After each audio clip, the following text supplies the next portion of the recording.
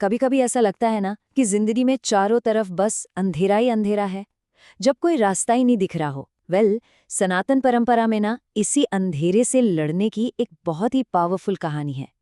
ये कहानी है प्रकाश और अंधकार के बीच एक शाश्वत लड़ाई की। तो चलिए आज हम माँ ज्योतिश्वरिनी की उसी कथा के सार को समझते हैं और उस रोशनी को खोजते हैं जो हर चुनौती को पार कर सकती है।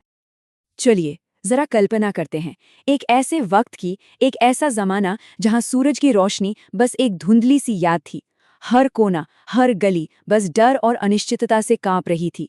और उम्मीद उम्मीद की तो एक किरण भी नजर नहीं आ रही थी। हमारी कहानी की शुरुआत बस यहीं से होती है।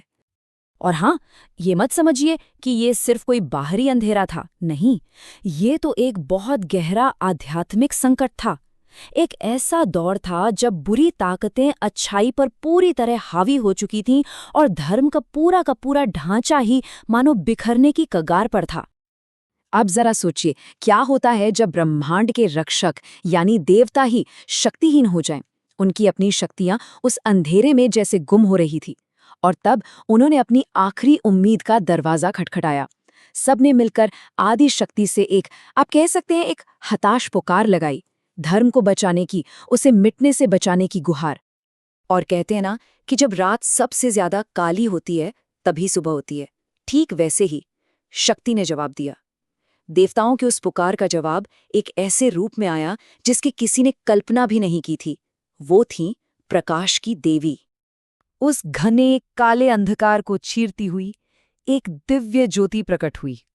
और ये सिर्फ कोई चमक या रोशनी नहीं थी, ये एक ऐसी शक्ति थी जिसने अंधेरे के वजूद को ही खत्म कर दिया, उसे बिल्कुल शून्य बना दिया। तब देवताओं ने उन्हें एक नाम दिया, एक ऐसा नाम जो उनके स्वरूप का, उनकी शक्ति का पूरा सार था। ज्योतिश्वरिनी, मतलब ज्योति की ईश्वरी, यानी प्रकाश की शासक। ये सिर्फ एक नाम नहीं था, समझिए ये एक ऐलान था कि प्रकाश की सबसे बड़ी शक्ति अब आ चुकी है।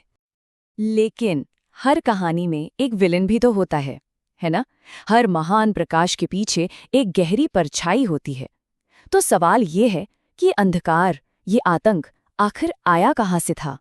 चलिए उस शक्ति के स्रोत से मिलते हैं जिसने पूरे ब्रह्मांड को अपने घुटनों पर ला दिया था। तो ये था असुरों का राजा कुंडकपाल।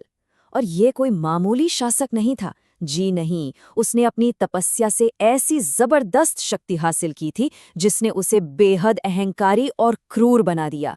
उसका राज आतंक का दूसरा नाम था, एक ऐसा आतंक कि देवता तक उसके नाम से कांपते थे। उसकी शक्ति का सफर 3 सीढ़ियों से गुजरा। सबसे पहले उसने की कठोर तपस्या, फिर उसे मिली अमोघ शक्ति, मतलब ऐसी पावर जो कभी चूकती नहीं, और फिर आया उसका सबसे बड़ा, सबसे खतरनाक हथियार, एक ऐसी ढाल जो उसे लगभग अजेय बना देती थी, अंधकार कवच। अब जरा सोच कर देखिए, एक ऐसे दुश्मन से लड़ना जिसे आप देख ही नहीं सकते। यही तो था अंधकार कवच का असली आतंक। जैसे ही रात होती, कुंडकपाल हर दिव्य दृष्टि से ओझल हो जाता था। वो बन जाता था एक अदृश्य खतरा जिसे हराना नामुमकिन सा लगता था। तो अब मंच पूरी तरह तैयार था। एक तरफ थी वो शक्ति जो अजेय लगती थी, और दूसरी तरफ था एक अटल संकल्प। अंधकार का साक्षात रूप अब प्रकाश की देवी के ठीक सामने था। और देवताओं की पुकार के जवाब में माँ ज्योतिश्वरिनी प्रकट हुई, और उनके शब्द एक प्रतिज्ञा की तरह पूरे ब्रह्मांड में गूंज उठे। उन्होंने साफ साफ ऐलान कर दिया था, वो स्वयं प्रकाश का स्वरूप थीं, और प्रकाश ही उनका एकमात्र अस्त्र, उनका एकमात्र हथियार था। और फिर वो ऐतिहासिक आमना सामना हुआ। जैसे ही माँ की दिव्य ज्योति कुंडकपाल पर पड़ी, उसका वो घमंड से भरा अंधकार कवच, उसकी शक्ति का सबसे बड़ा सोर्स, किसी मोम की तरह पिघलने लगा। ये एक बहुत सीधे सरल सत्य का सबूत था, जहां प्रकाश है वहां अंधेरा एक पल भी टिक नहीं सकता।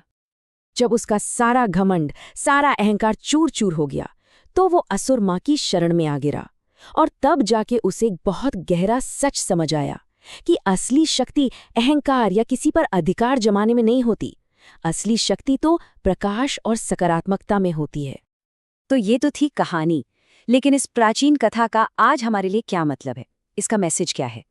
चलिए माँ ज्योतिश्वरिनी के प्रतीकों और उस शाश्वत संदेश को समझते हैं जो वो हम सब के लिए लेकर आती हैं। उनके स्वरूप का हर एक हिस्सा, हर एक प्रतीक एक गहरा अर्थ रखता है। उनके शरीर से जो दिव्य प्रकाश निकलता है ना, वो हमारे अज्ञान पर ज्ञान की जीत का सिंबल है।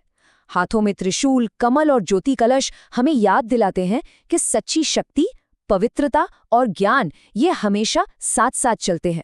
मतलब उनका लक्ष्य सिर्फ बाहरी असुरों को हराना नहीं, बल्कि हमारे मन के अंदर बैठे अंधकार को भी मिटाना है। और ये हमें उनके सबसे गहरे, सबसे जरूरी संदेश तक लाता है, भक्ति का दीप हमेशा जलाए रखो।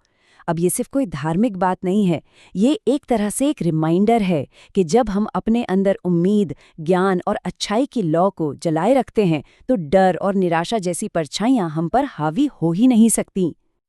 तो ये कहानी हमें एक बहुत जरूरी सवाल के साथ छोड़ जाती है। हम सबके जीवन में वो अंधकार क्या है? क्या वो डर है, अज्ञानता है, या फिर निराशा? और उस अंधकार से लड़ने के लिए हम अपने भीतर की उस ज्योति को, उस रोशनी को कैसे हमेशा जलाए रख सकते हैं? इस पर सोचिएगा जरूर।